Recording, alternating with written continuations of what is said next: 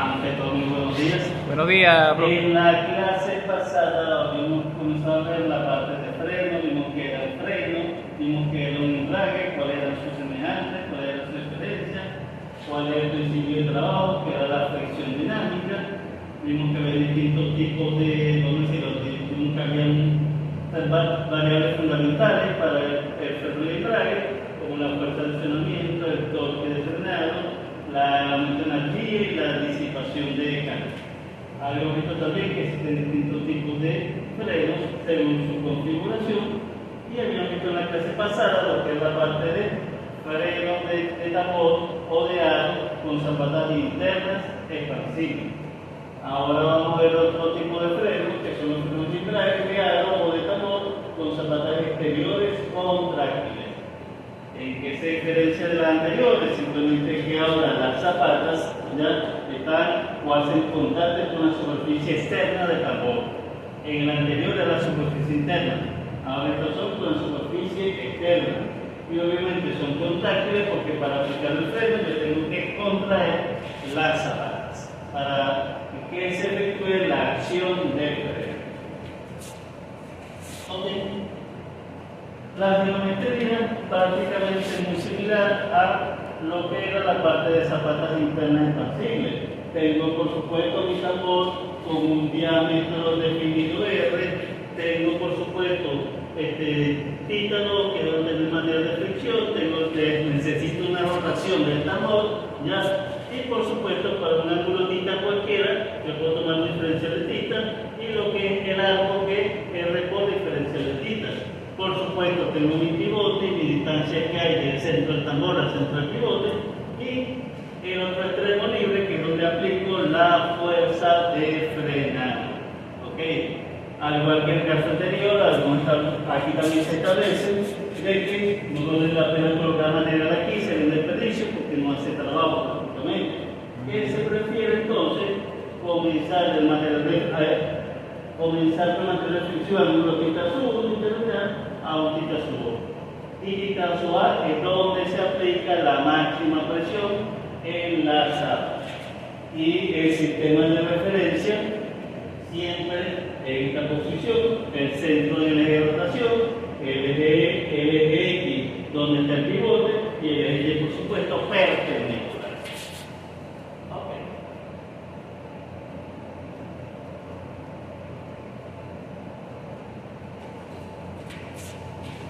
Para quemar la distribución de presión es exactamente igual que para las zapatas internas expansibles. Es decir, por la configuración geométrica, la distribución de presión es exactamente igual. Es decir, es una distribución senoidal, en función, por supuesto, del ángulo, ¿ya? En donde se toma el material de fricción. Y la presión admisible simplemente es la presión la presión del material, la presión que se pone el material sobre el factor de seguridad. Al igual que en el caso anterior, esto también depende si la zapata es o no autoenergizante o desenergizante. ¿Ya? Entonces, zapata autoenergizante, bueno, como recuerden que siempre tenemos que tomar en cuenta lo que es la rotación y cómo se comportaría la zapata en función de esa rotación. Entonces, dada la geometría, dada la rotación del tambor, dado el pivote, ya podemos observar que la rotación del tambor es como si tratara de aplicar por sí solo el freno. En este caso entonces, dada esa geometría, dada esa función, la zapata es autoenergizante. ¿Okay? Y una vez es lo contrario a las zapatas internas. ¿Ya? Con esa dirección de rotación, si la zapata fuese interna, la zapata fuese desenergizante, pero aquí es autoenergizante. Así que debe tener cuidado con ese concepto. Bueno, lo cierto es, independientemente, dada el sentido de giro, la dirección de movimiento trata de aplicar el freno, por lo tanto es zapata autoenergizante. ¿Okay? Por supuesto, al igual que en el caso anterior, simplemente nosotros tenemos que poner la fuerza aplicada y hacer equilibrio estático con sumatoria de fuerza y sumatoria de momento. La fuerza, por supuesto, igual es como en X y Y, ¿ok? Dada la dirección de rotación, esta sería la fuerza de fricción, que la descompongo en una horizontal y una vertical. E igualmente, siempre porque yo aplico una fuerza externa, siempre va a haber reacciones en el apoyo o en el pivote, por supuesto con sus respectivas direcciones. ¿Ok? Dada entonces esta distribución de cargas aplicadas, por supuesto, descomponiendo los componentes en la dirección X y en la dirección Y, ¿ok? Y por favor, esta es la dirección de la fuerza normal, esta es la dirección de la fuerza de fricción. En ese punto en específico, porque recuerde que la fuerza aplicada no es la misma a lo largo de todo el material de fricción. Bueno.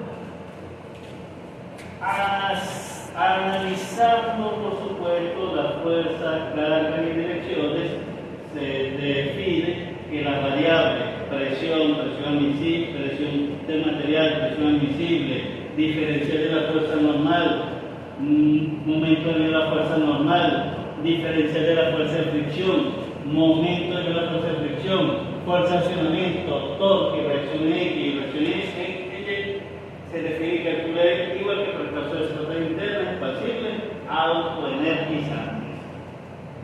Es decir, son las mismas ecuaciones que utilizamos. ¿Ya? ¿Ok?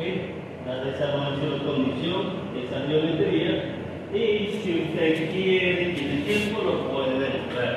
Como lo hicimos anteriormente, aquí también, ya con sumatoria de momento, con sumatoria de fuerza, al final da exactamente lo mismo. ¿Ok?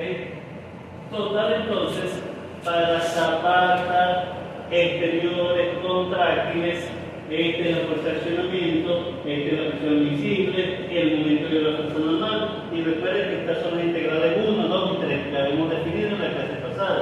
¿Ya?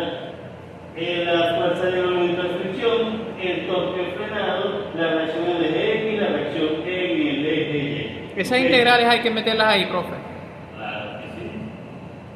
El resultado, ¿ok? Ya, pues como les dije, ya son integrales que se les da el resultado directo. Ustedes simplemente calculan el resultado y lo introducen aquí. No hay que hacer ninguna integral ni resolver nada. Por eso se les facilita esto, como les dije. Ya. Perfecto. No debería ser, ¿ok? Estoy totalmente en desacuerdo con eso. Si no se resuelve integrales simples, porque son integrales simples. Ni siquiera son integrales dobles ni triples, ¿ya? ¿Ok? Profe, ¿y cómo es Son eso? integrales sencillas, sin embargo, como les dije, se han equivocado mucho. Prefiero darle el resultado de una vez. Total, estoy evaluando cálculos, estoy evaluando elementos, ¿ya? Anteriormente no lo daba, profe. No, claro que no. Anteriormente ustedes tienen que buscar un resultado integral e integral, ¿ya? Ok, bueno, total. Obviamente, dada la ecuación, esta zapata puede ser autobloqueante, ¿ya? Dada la configuración. Esta zapata puede ser autobloqueante. Ok. Por supuesto, si la zapata es autodesenergizante, las ecuaciones no van a ser similares, ¿ya? Entonces, igual, dada el sentido de rotación, dada la forma en que está el pivote, la rotación tiende a sacar ya a la zapata de su lugar. Por tanto, la zapata, el movimiento no ayuda al frenado, por tanto, la zapata es autodesenergizante. ¿Okay? Igualmente, entonces, se hace el estudio de las cargas y direcciones según la rotación, la normal, lo que cambia que ahora la dirección de la fuerza de fricción, ¿ya? La fuerza de frenado y la reacción. Son iguales. Total, entonces, dada la configuración y la geometría respectiva, ¿ya? Las variables requeridas se calculan igual que para zapatas internas expansibles autodesenergizantes. Es decir, son las mismas ecuaciones, ¿ya? Igual si usted quiere lo puede demostrar. Total, entonces, para frenos y embragues de aro de tambor con zapatas exterior contráctiles, con zapatas autodesenergizantes, esta es la ecuación de la fuerza de accionamiento, la presión admisible, el momento de la fuerza normal, el momento total de la fuerza de fricción, el torque total de frenado, la reacción eléctrica, la reacción eléctrica. ¿Okay? No hay mayor problema ni caso en eso. Pero como siempre, ¿qué es lo que tienen que escribir ustedes? Si es zapato automatizante o desenergizante. Hay que escribirlo, Eso ¿verdad? es lo que tienen que definir. Porque dependiendo del tipo de zapato, hay ecuaciones específicas para cada caso. ¿Ok? Profe, ahí con el sentido de rotación y la fuerza, la dirección de la fuerza, ¿cómo sabemos allí directamente autoenergizante o desenergizante a simple vista? Olvídese de la fuerza extra. ¿Ya? Ok. Porque el término autoenergizante o desenergizante simplemente depende del movimiento. Depende del El movimiento. movimiento ayuda, es autoenergizante. El movimiento no ayuda al frenado, entonces es autodesenergizante. ¿Cómo sabemos eso ahí con la figura, Bueno, profe? como le dije, haga la rotación y dale el pivote. Ya, esta rotación trata en lo posible de sacar de despegar el freno del cambio. ¿Ya? Y eso significa que es autoenergizante. Autodesenergizante. Autodesenergizante. Si el sentido tuviese al revés, o sea, como decir antihorario, ¿qué pasaría? Bueno, ahora dado el sentido de rotación, esa rotación va a tratar de arrastrar la zapata. ¿Ya? Es decir, va a tratar entonces la zapata entonces trata como de agrupar o abrazar al tambor. Y entonces zapata autoenergizante. ¿Y ese efecto qué causa? No, el efecto con la fuerza. En la fuerza. Claro. Eso es la variación. Cambia exactamente, porque fíjate, para el zapato autoenergizante a pierna recta, ahora tiene una suma. Ok. ¿Ya? Ya. Aquí entonces estas zapatas no pueden ser autobloqueadas. Ok. Pero entonces esto es lo que cambia, la fuerza. Y por supuesto algunos signos también. Ok. Entonces por eso les digo, no es lo mismo. ¿Ya? Por eso les digo, importante, definan esto. Y de una vez, si ustedes se equivocan en esto, si dicen que es una zapata autoenergizante cuando es desenergizante, de una vez van a cero. Porque ya yo les dije, yo no voy a corregir ya por procedimiento. ¿Ya? Se acabó el último parcial. ¿Ok? ¿Ya? Así como te dije, se equivocaron haciendo los diagramas. ¿Ya? Era algo básico, sencillo, Bueno, sólido. ¿Ya? Me equivoqué, profe. Entonces ya yo no voy a corregir más por procedimiento. Se acabó. Ok. Si se equivocan aquí, todo tiene ser. Ya. La universidad va a dar 2 puntos por procedimiento. Nada que ya. Se acabó eso. Ok. Para zapatas quiero contarles que hay un caso especial que es una zapata con pivote simétrico. Esto que tenemos acá. ¿Ya? En lugar de tener un extremo y el otro la fuerza, aquí tenemos lo que es el pivote simétrico, que es las reacciones resultantes para lo que es la zapata. Y si usted observa, ya, aparentemente no hay ninguna fuerza de accionamiento aplicada. ¿Ya? ¿Por qué razón? Porque estas zapatas, ya, vamos a decirlo, son autofrenantes o autobloqueantes. Vamos a ver una adelante también. Ok, pero una vez entonces, aquí está lo que es la distribución de las cargas, por supuesto, dependiendo del centro de rotación, fuerza de fricción y, por supuesto, la fuerza normal cuando se aplica lo que es la acción de frenar. ¿Ya? ¿Okay? Por supuesto, debe ser un punto de distancia de coseno de pista y desde el centro de tambor hasta el pivote hay una distancia que ya la hemos conocido, explicado, creo que lo suficiente. Este es el caso particular para zapatas externas, para zapatas exteriores. ¿Ya? Profe, ahí Ahora, solamente aparece la reacción y la normal, ¿verdad? la reacción, la normal y la fuerza de fricción. Son las 3 caras que aparecen aquí. Ahora, para esta zapata se consideran ya 2 condiciones. Cuando la zapata tiene desgaste uniforme En este caso la presión se calcula con esa ecuación. ¿Ya? No depende de, como vimos las ecuaciones anteriores, del ángulo donde se aplica la presión máxima. Simplemente es la presión visible por el coseno del ángulo. ¿Ya? Al ángulo, por supuesto, venido respecto al sistema de referencia. ¿Ok? La presión visible es la presión del material dentro del factor de diseño. Y, por supuesto, para desgaste uniforme, la fuerza normal simplemente la presión por el diferencial de área. ¿Ya? En el punto donde se está haciendo el esto. ¿Ok? El diferencial de área simplemente lo podemos calcular con esto, en función de lo que es el ancho, en función del radio y en función del diferencial del ancho. Por lo tanto, si sustituimos en la ecuación, al final la fuerza normal me queda en función de esta variable conocida de lo que es la parte de fuerza. Ok.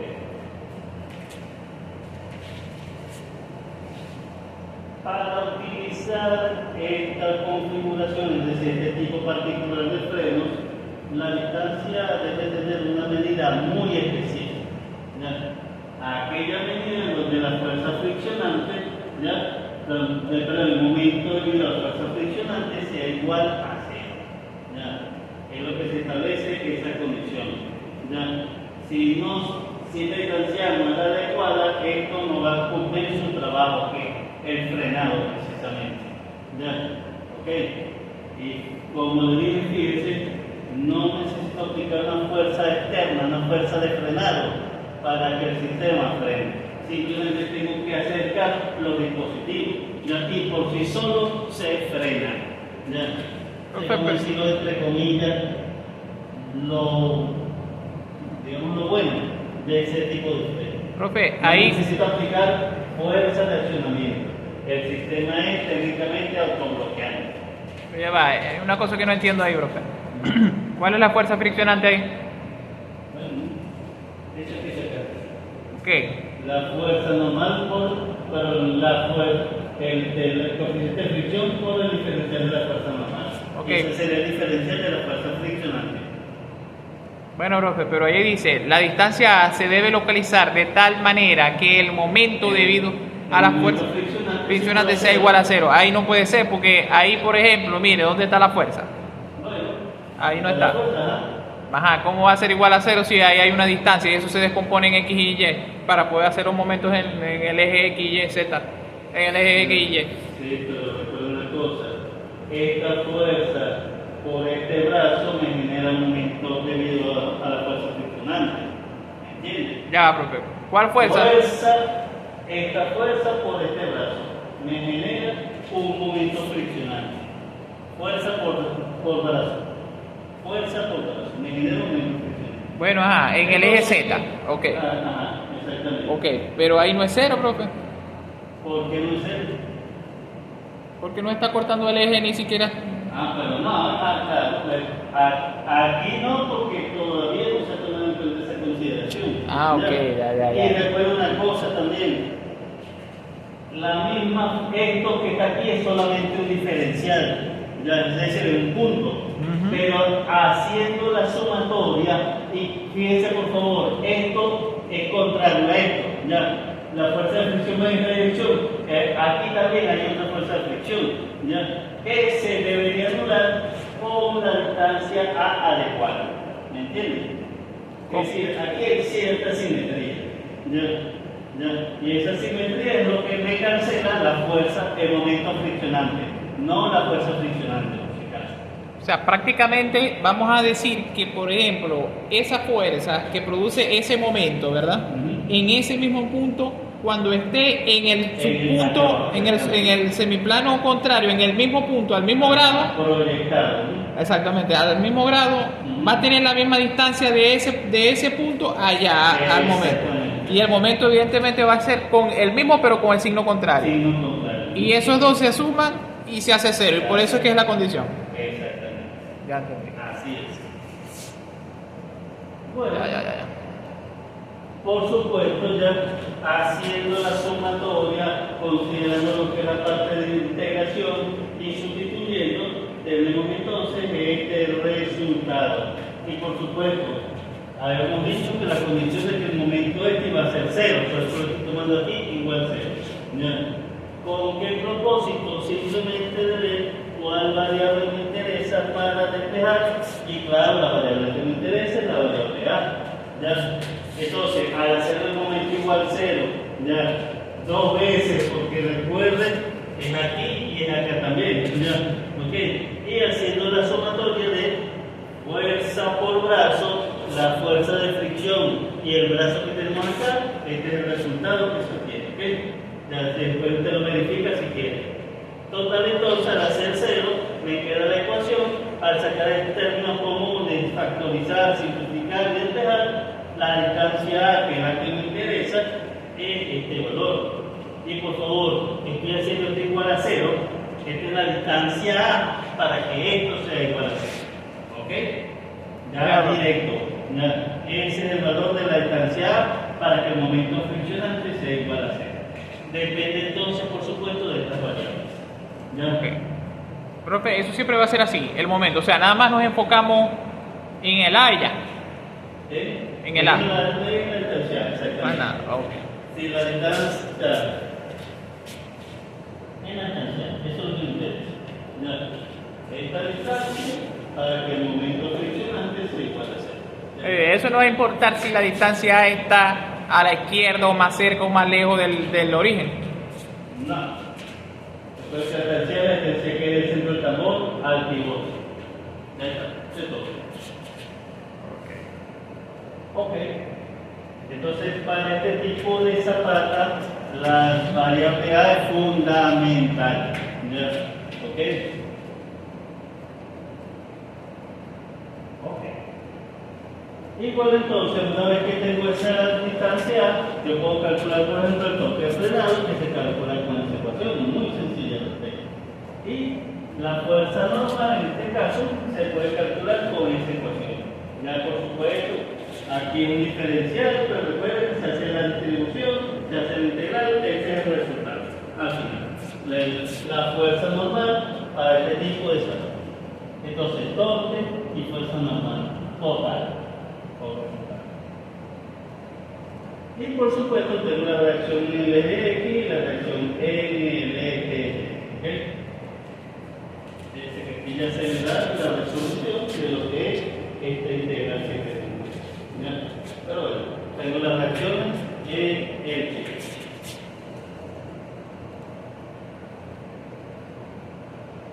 ¿Ok?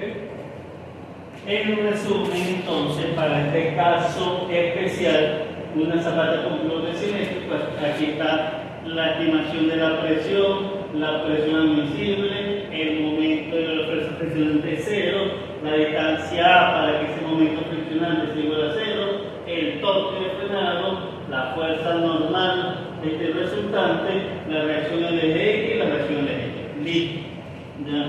¿Ok? Estas son las cosas que se van a utilizar para este tipo de zapatas. Ok. Aquí podemos hablar de zapatado con energizante o desenergizante.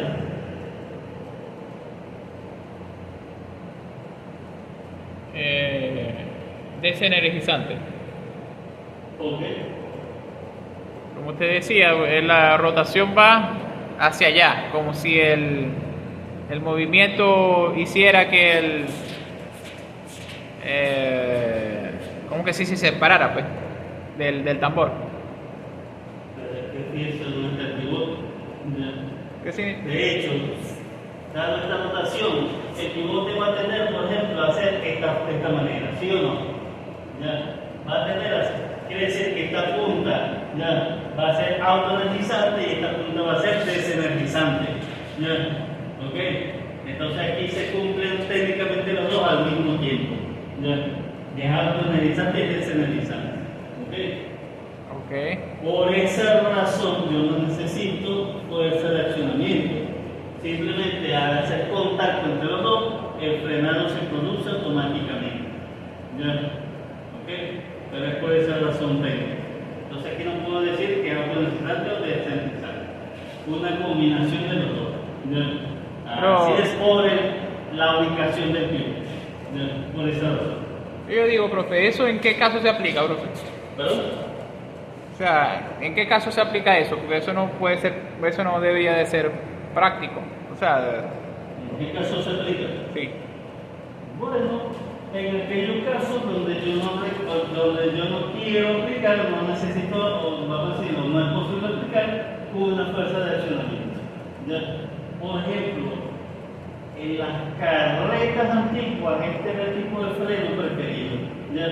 Pues no sé si usted se acuerda, se ha visto una de esas películas antiguas de vaquero, de cowboy, que va un tipo en una carreta y entonces acciona una palanca, ¿ya? Y entonces, en las veces en que se ha enfocado ese freno en las pocas películas, es este tipo precisamente. Utiliza eso. Pero Exactamente. eso está muy obsoleto, eso está ya Sí, muy... exactamente. muy descontinuado, Sí, ¿verdad? pocas aplicaciones tiene, pero la tiene. De hecho, vamos a ver si podemos.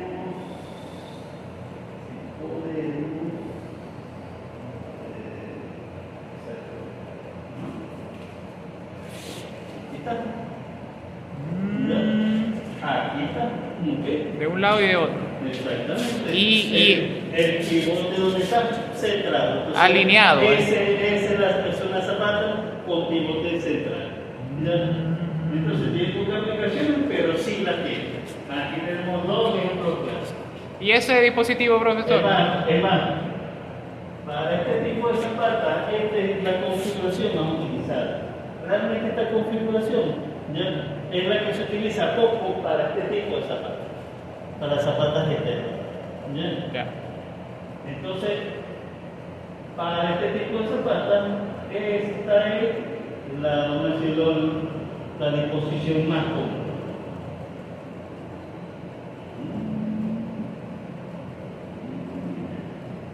Bueno, con eso entonces terminamos lo que es la parte de frenos de aro de tambor. Ya, vamos ahora con los frenos y embrague, pero de banda. Bueno, en este caso simplemente se utiliza una banda o una correa, si lo quiere llamar así, o vamos a decirlo, no es muy técnico, pero un suncho también se le llama, un suncho, el cual tiene, por supuesto, hace contacto con el tambor respectivo al aplicar cierta fuerza, generalmente a través de alguna palanca. ¿Ya? Entonces se tiene un extremo de la banda, de la correa, se puede decir así, anclado, y el otro que es donde se aplica la carga respectiva. ¿Ya? Entonces, como se verá, un diseño bastante simple, sencillo, para